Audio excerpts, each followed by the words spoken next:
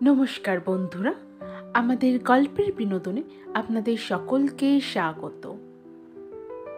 আজ আমরা শুনব আশা পূর্ণা দেবী রচিত একটি গল্প। গল্পের নাম রং বদল।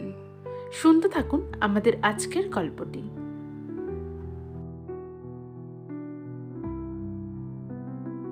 ইচ্ছে করলেও কিছুতেই বেলা অবধি বিছানায় পড়ে থাকা যায় না। ভোরবেলায় ঘুমটা ভেঙে যায়, আর ঘুম ভাঙতেই তো শয্যাকণ্টকী। ঘুম ভাঙতেই একবার ঘড়ির দিকে তাকালো শুভেন্দু, তারপর দেয়ালে ঝোলানো ক্যালেন্ডারটার দিকে। আজকের তারিখটা রং লাল। রংটা নাকি উজ্জ্বলতা আর আনন্দের প্রতীক। কিন্তু তাতে আর শুভেন্দুর কি? শুভেন্দুর কাছে রবি, সোম, বুধ, শনি সবগুলি বারই এক রং। সে রংটার নাম ধূসর। সপ্তাহের সব দিনগুলোরই এক স্বাদ। সেই স্বাদের নাম হলো বিস্বাদ। শুভেন্দুর অকাল পৌর অম্বলের রুগী দাদা সুখেন্দুর চোখে সপ্তাহের 7টা দিন যেন 7টা চেহারা নিয়ে দেখা দেয়। সেটা টের পায় শুভেন্দুর দাদার মুখের চেহারা দেখে। সোমবারের সকালে সে অবাল্য সংসারে জোয়াল টানা ক্লিষ্ট জীর্ণ মুখে অপরিসীম ক্লান্তির ছাপ পড়ে। সে ছাপটা কোন ফাঁকে ফিকে মারতে মারতে শনিবারের বিকেলে যেন অন্তর্হিত হয়ে যায়। আর রবিবারের সকালে আশ্চর্য অন্যরকম দেখায় সুখেন্দুকে। রবিবারে অম্বলের ভয় অগ্রাহ্য করে বার 3-4 চা খায় সুখেন্দু বইয়ের কাছে আবদারে জবরদস্তি করে করে। অকারণ 5বার রান্নাঘরের দরজায় ঘুর ঘুর করে। ছোট ছেলেটাকে খুনসুটি করে খ্যাপায়, আর শুভেন্দুকে ছুটি দিয়ে নিজে বাজারের থলি হাতে করে বের হয়। রবিবারে সুখেন্দুর মুখের রেখাগুলো যেন নমনীয় হয়ে ওঠে। বয়সটা যেন 2-4 বছর কম দেখায়।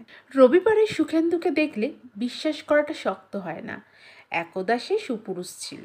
শুভেন্দুর রংহীন বিস্বাদ দিনগুলোর মধ্যে রবিবারটাই বুঝি আরও বেশি বিবর্ণ, আরও ধূসর।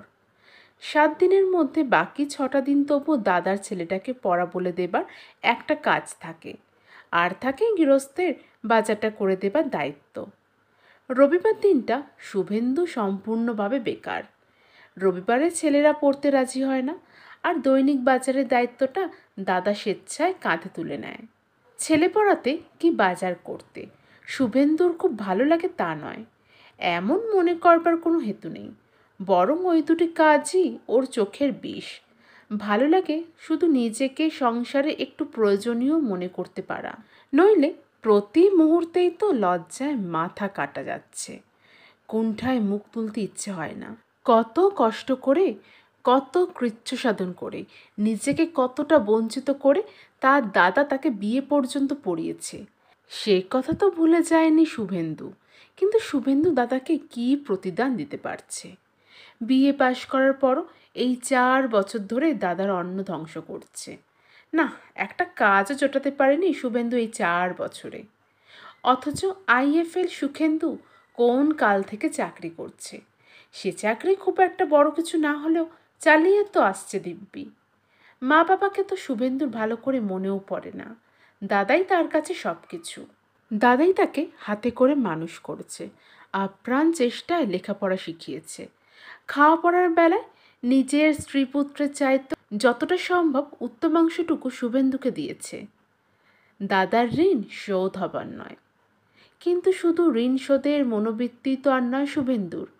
সে দাদার কষ্ট লাঘব করতে চায়। যে স্বপ্নের আশা বুকে ধরে সুখেন্দু না খেয়ে পড়ে বিয়ে পাশ করিয়েছে তার ভাইকে, সেই স্বপ্ন সে সফল করতে চায়। বেকারত্বের গ্লানি শুভেন্দুর নিচের মনে, নইলে তার অক্ষমতাকে ধিক্কার দিয়ে গ্লানি যোগান দেবার মতন কেউ নেই সে বাড়িতে। শুভেন্দুর বেকারত্বে অসহিষ্ণুতা তো দূরের কথা, এতটুকু আক্ষেপও কোনো দিন প্রকাশ করতে দেখা যায়নি সুখেন্দুকে। বরং দিনকাল যে কত খারাপ পড়েছে, এবং ক্ষমতাবানেরা কত অসাধু, অসৎ আর হৃদয়হীন হয়ে পড়েছে, তারই নজির দেখিয়ে দেখিয়ে ভাইকে বুঝ দিতে চেষ্টা করে বেচারা সুখেন্দু। আর তার বৌদি, সে বেচারি তো নিপাট ভালো মানুষ। বেকার দেওরের সদা বিষণ্ণ মনকে সামান্যতম প্রফুল্ল করে তোলবার জন্য তারও চেষ্টার কোনো ত্রুটি নেই। বুদ্ধি তার কম, রঙ্গকৌতুকের পদ্ধতি তার জোলো জোলো, কিন্তু ভালোবাসা তার জলো নয়। বৌদিকে দেখলেই মায়া লাগে শুভেন্দুর। এই যেমন কাল রাত্রে শুভেন্দুর ঘরে খাবার জলটা রাখতে এসে বসে পড়ল বৌদি। তারপর বলল, যাক বাবা, একটা দিন অন্তত তোমার ছুটি। ভোরবেলায় আর কেউ এসে ঠেলা মারবে না। ও ঠাকুরপো, বাজারে একটু যাও না ভাই তাড়াতাড়ি। আলু টালু কিচ্ছু নেই ঘরে। কাল যতক্ষণ প্রাণ চায় বিছানায় গড়াতে পারবে। তার বৌদির অনুভবের জগতে চরমতম আকাঙ্ক্ষার যদি কিছু থাকে তো সেটা হচ্ছে যতক্ষণ প্রাণ চায় বিছানায় গড়ানো। এছাড়া হবেই বা কি আর। আরামায়েশ, এই দুটো কথার বানানি কি কোনোদিন চোখে দেখেছে সে?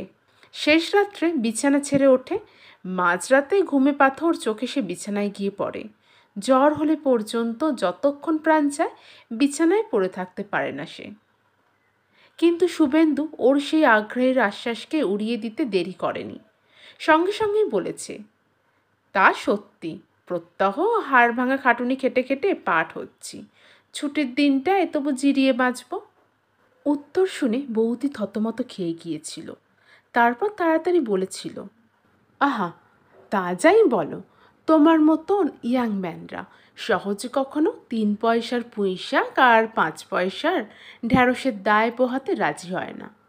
হ্যাঁ, তাও বুঝতাম ইয়া বড় রুই মাছ কি এই এত বড় ইলিশের জোড়ার পয়সাটি খসাচ্ছেন তোমার দাদা, তাহলেও নয় হতো। কথায় বাধা দিয়েছিল শুভেন্দু। দোষটা সম্পূর্ণ দাদার, এটা বোধহয় তোমার সত্যি ধারণা। হ্যাঁ, কথার সুরে একটু ঝাঁঝ ছিল। এই পিঠে হাত বুলানোর সুর কিছুতেই যেন আর আজকাল বরদস্ত হয় না শুভেন্দুর। মুখটা ভার হয়ে গেল বৌদির। সত্যি, কোন কথায় যে কোন কথা এসে পড়বে বুঝতে পারে না বেচারি। তবু একটু অপ্রতিভ হাসি এসে বলল, সে তো ঠিকই করাই আছে। তোমার চাকরি হলে আমি রোজ এই এত বড় একখানা করে ল্যাচা খাবো। সেই করি হয়ে যাওয়া মুখের অপ্রতিভ হাসিটা দেখে মায়া এসে গেল। অগত্যা শুভেন্দুকে হেসে উঠে বলতে হলো, তা মাছগুলো কি কবন্ধ হবে, নাকি তাদের মুড়োগুলোর সদ্গতি করতে ভাগিদার জোটাবার তাল খুঁজবে? আজও হঠাৎ ক্যালেন্ডারের লাল তারিখটার দিকে তাকিয়ে কেন কে জানে হেসে উঠল শুভেন্দু। তারপর আর একবার পাশ ফিরে শুল সে। আচ্ছা, আবার কি ঘুমিয়ে পড়েছিল শুভেন্দু? নইলে ওকে এমন হৈ হৈ করে ঘুম ভাঙাতে হলো কেন? ভাঙালো অবশ্য বাড়ির কেউ নয়, হৈ হৈ করছে পুলিন, শুভেন্দুর স্কুলের সেই বন্ধু পুলিন দাস। স্কুল কলেজের বন্ধুদের সঙ্গে দেখা সাক্ষাৎ এখন কমই হয়, কে কোথায় ছিটকে গেছে। তবে পুলিন কাছে থাকেই বলে মাঝে মাঝে তাকে দেখতে পায় শুভেন্দু। বেশ দামি দামি স্যুট পরে একখানা মোটর বাইক হাঁকিয়ে যখন তখন রাস্তায় তৎপর হয়ে ছোটাছুটি করে বেড়ায়। আইএ ফেল করে পুলিন যে কী এমন কাজ করে বেড়াচ্ছে বুঝতে পারে না শুভেন্দু।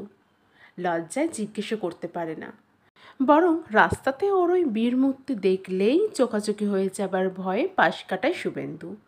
কিন্তু আজ আর পাশ কাটাবার জো নেই।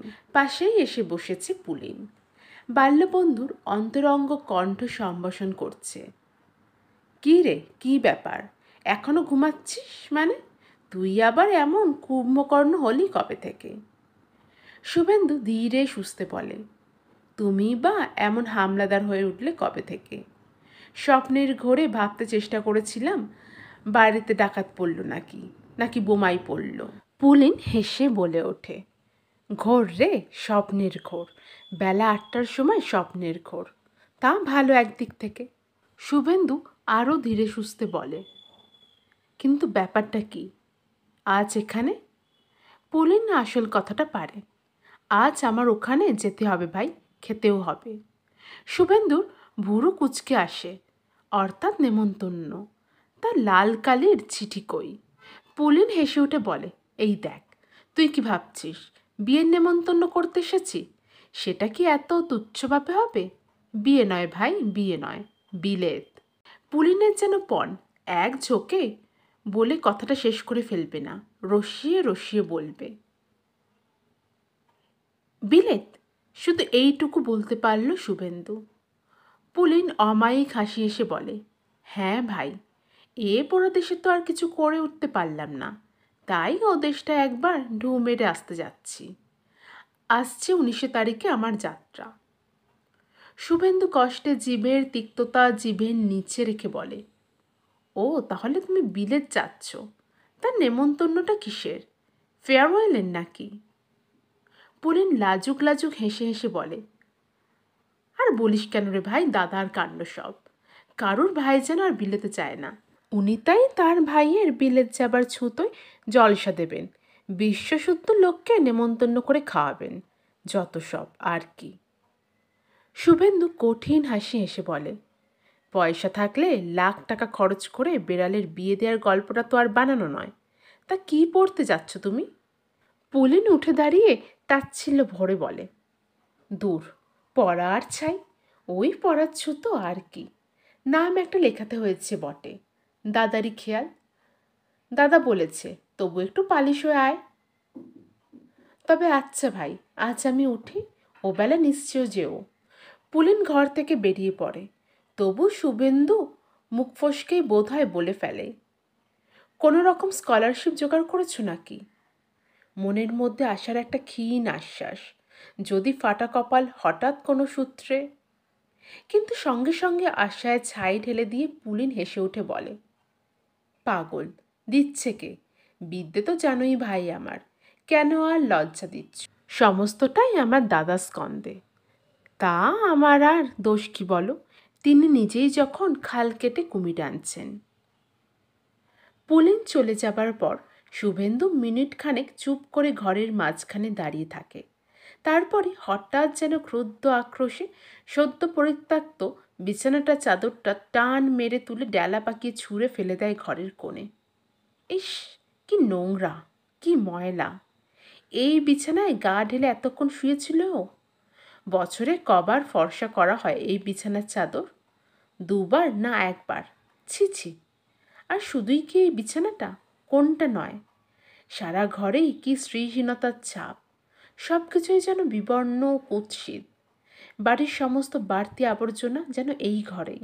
হঠাৎই নিজেকে যেন অত্যন্ত অপমানিত বলে মনে হয় শুভেন্দুর।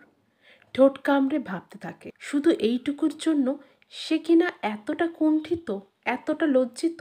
একটা ময়লা বিছানা, দুবেলা দুমুঠো ভাত, আর অপরের কাছ থেকে পুরনো বই চেয়ে চিনতে পড়ে নেয়া, এর জন্য তার দাদার ওপর কৃতজ্ঞতার অন্ত নেই। কি বোকাই না শুভেন্দু, কি মুখ্য! শুভেন্দুর মনে হতে লাগলো এতদিন ধরে ওর দাদা যেন ওকে মিথ্যে ঠকিয়ে কৃতজ্ঞতা আদায় করে এসেছে।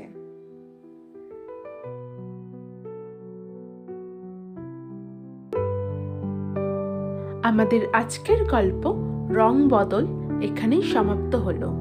নমস্কার।